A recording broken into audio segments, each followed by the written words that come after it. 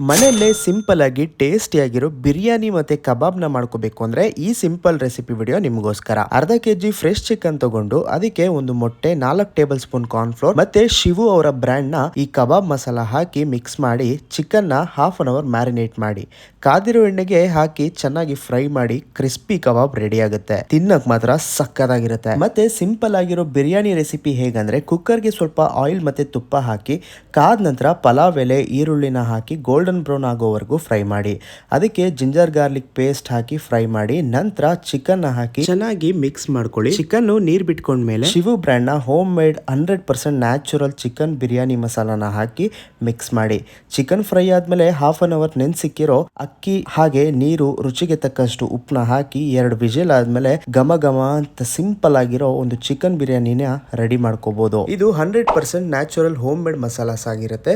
Shivu brand ಅವರು bulk masala powders ಏನಾದರೂ ಬೇಕು ಅಂದ್ರೆ ಆರ್ಡರ್ಸ್ಗಳನ್ನ ತಗೋತಾರೆ. ಸ್ಕ್ರೀನ್ ಮೇಲೆ ಇರೋ ನಂಬರ್ಗೆ ಕಾಲ್ ಮಾಡ್ಕೊಳ್ಳಿ. ವಿಡಿಯೋ ಇಷ್ಟ ಆದ್ರೆ ಫಾಲೋ ಅಂಡ್ ಸಬ್ಸ್ಕ್ರೈಬ್ ಮಾಡ್ಕೊಳ್ಳಿ.